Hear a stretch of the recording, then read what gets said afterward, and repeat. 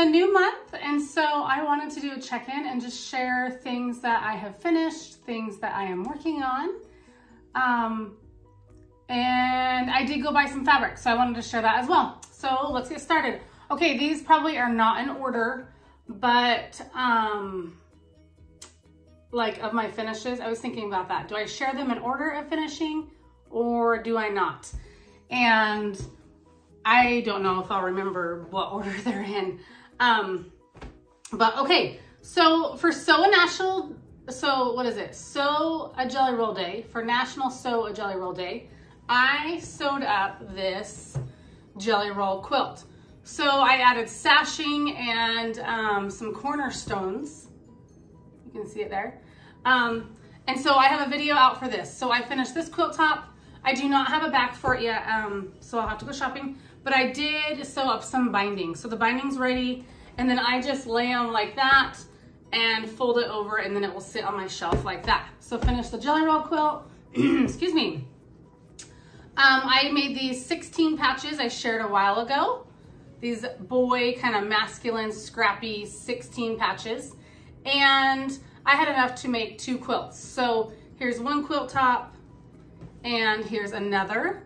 I did not add borders on these. I decided they're large enough for my liking, so I'm not going to put a border on either of these. But I did cut and sew the binding together. It just is not pressed and ready. So this quilt is done with the binding, and this quilt is done with the binding. So both of those quilts. So once again, I just put the binding, sandwich it in between, fold it, and then set it on my shelf. And that's how I store my quilt tops until it is time for them to be quilted. Then I finished this blue and white quilt. So I started making these blocks, gosh, I'm not sure when. I want to say earlier this year. But I decided that I kind of was in the mood, and I still am in the mood, to just finish things. So I decided to add some, let's see, you can't see it super well there, but I added cornerstones and some sashing. And so this quilt is done, this quilt top. However, it's done for now is what I want to say on this one. I am planning on, this is the edge here, let's see. So you can see those cornerstones there. I am planning on adding a thick white border and then quilting it up. And then once I'm done quilting it up, I want to use my scallop ruler that I have and do a scallop border. I have never done a scallop border. So I need to add the border, quilt it up. Well, I should say I need to add the border, buy backing, find a backing. I'm not sure what I want to do for backing for this. And then quilt it up. So I just need to add the border, buy a backing, and quilt it up. And then I can cut the scallop border. And then, so I want the border to be white, and I also want this binding to be white as well. So I kind of just want this to be like a classic blue and white quilt. So that quilt top is done. So that one is just sitting on my shelf, no binding yet, because I'm not sure. I need to do the border first, and then I can measure and do the binding. And also the binding for the scallop border, or the binding for the scallop border, I guess, I am saying that right, maybe. Needs to be on the bias, cut on the bias, which I've never done bias binding before, so that will be something new as well. So the scallop border and the bias binding will all be new to me, but I'm excited to learn that. Another thing I finished was this quilt. This quilt came from a 3-yard, let's see, a 3-yard quilt book. I think it's by Fabric Cafe. So if I'm wrong on that, I'm sorry. But here it is.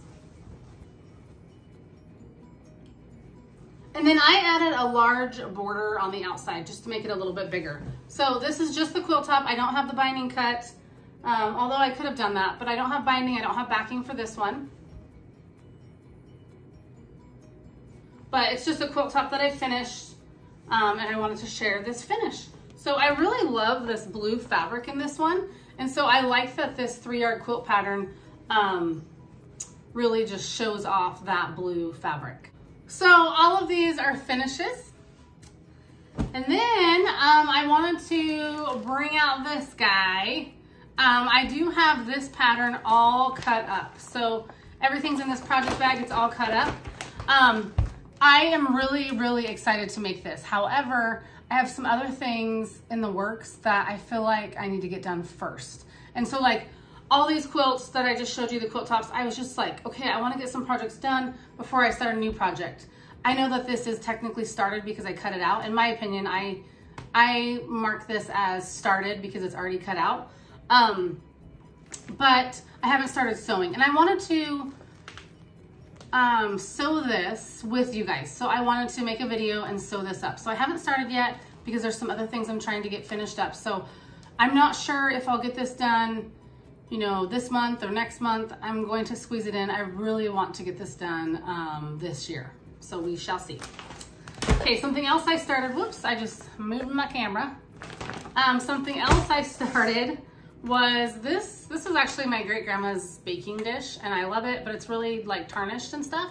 So I wanted to find a use for it. So I use it for crafts. I will put my hot glue gun in here to rest it so it doesn't like get glue all over the counter.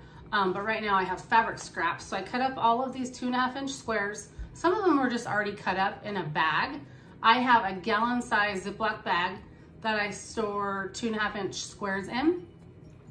I went through that bag, picked out everything that I liked for like this bright quilt. I kind of wanted brighter colors, and I do have some reds in here and navies, but I just went through the bag, picked out what I liked, and then I went through my scrap bucket of my creams and my whites, and I am making these 9 patches. I'm trying to use this as like a secondary quilt for like leaders and enders. It worked out for just a little bit. I made a few blocks.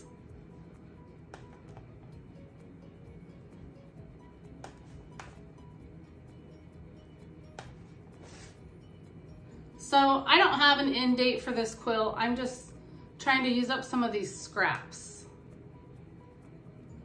So just 9 patches. I haven't pressed them. I'm just sewing them together, not pressing them. And so I'm planning on making several 9 patches. So what I did is when I went through, I took a pile of white scraps and a pile of color scraps. And when you look at the block, you'll see you need 4 of the white and 5 of the print or colored blocks or squares. I keep calling them blocks. Anyhow, and so I went through and I kind of grouped them. So when I'm sitting down at my sewing machine, I can grab this stack. And I have, you know, the print and the solid. So the white and the colored. And I just set them down at my sewing machine, and I can piece them together so it turns out to be a 9-patch block. And so that's what I've been doing. That's what I did on all these blocks. I would like lay these out in front of me, and then I would sew them together, and that really helped. So I just have all these stacks, all these groupings of like the prints and the solids to make up the 9-patch, and I just want this to be a secondary quilt. So I'll just slowly be working on this project. I just have this sitting in my closet where I keep all my sewing supplies, and I just grab it out when I think of it. I have not been diligent about taking this out every time I work on a quilt for a secondary project. I know when I was working on my Dresden plate as a secondary quilt, I would get that bag out every time, and I would use those Dresden blades as leaders and enders. But I have not been diligent in this, and I probably should, because I keep seeing so many quilts, and I'm sure you guys might understand, but I just feel like these scraps grow and grow and grow. Like I make a quilt and I use up scraps like on these ones. And then I go back to my scrap bucket and I'm like, the scraps just keep multiplying. So I am excited to just use up lots of scraps. And I just think these are so fun. All these blocks, I think they're so fun. I think they will be so cute in a quilt. And so I'm hopeful that I will get this out and be more diligent as I was with my Dresden blade or Dresden plate quilt when I was sewing those blades. So, new project. Okay, and then in the past, I showed this. I wanted to share with you guys. Some of you, some people want to know what I'm doing for backings for my quilts. So I have this fall leaf quilt, which okay, here we go. I'm having a hard time showing a whole block, but I just found this side. So here's this fall leaf quilt that I made, and I wanted to share Well, in the video I did share, this is the background fabric right here and right here. I made my binding, so my binding will match the background. But what I wanted to share today was I went shopping and I got backing fabric. So this is cotton, but this is flannel. So I'm going to put a flannel on the back of this quilt, and I think it will be so nice for fall, so cozy. And I just bought yardage and I will piece it together. So again, this will be the backing to this fall leaf quilt. Okay, so I have, you know, my backing and my binding stacked together with this quilt top. So it's been sitting on my shelf like that. Okay, the next thing so when I bought that backing, I also bought the backing for this quilt. So if you remember, I shared this jelly roll race quilt that I did. It's where you just take a jelly roll and you just sew all the strips end to end. It's just, I love this jelly roll. I think it's so pretty. And I just wanted to have a fast quilt, I guess. And I also didn't want to cut up that jelly roll. I don't know. I just thought this would be a fun quilt. I know it's super easy, not complicated at all, but I wanted to do that. So I decided to get a backing for it. I don't have plans to finish any of these soon, but sometimes it's fun just to go shopping. And so I thought, okay, what do I need to buy? I don't need to buy fabric just to sit on the shelf. So I took this with me and I found this backing. And then in my stash, I had some fabric and I went with this for the binding. So I'm trying to show you, it's like coming all undone, but this was in my stash. So I had a yard of this and I was able to piece this for a binding. So I think it will be really cute with this quilt. And then here's the backing. So, getting ready to set on my shelf. And then what I do is I just open my quilt top like that and I sandwich the backing and the binding in between, just like that. So then like that's the back, but when I set it on my shelf, I turn it like this so I'm looking at the fold so I can see the quilt and so that nothing falls off or out of this pile, I guess. So, or falls off the shelf even. So I just stack up my quilts and that's what I do. So honestly, right now I have a lot of quilt tops with the bindings and with the backings, like in this stack over here. And I would like to finish up some of those quilts. So that is my goal. So, I did forget, I have one more finish I wanted to share. I took 2 charm packs and I made this baby quilt.